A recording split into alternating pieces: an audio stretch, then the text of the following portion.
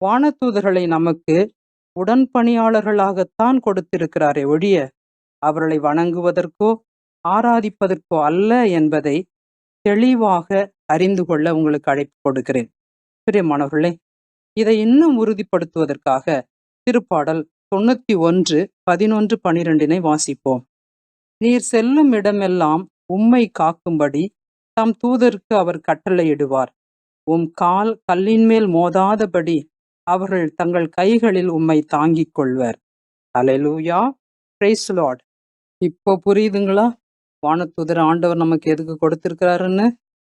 வானதூதர்கள் நம் வாழ்க்கை பாதையில் நம்மை பாதுகாக்கும்படி கடவுளால் அனுப்பப்பட்டவர்கள், நமது உடன் பணியாளர்கள் என்பதை மறந்து விடாதீர்கள்.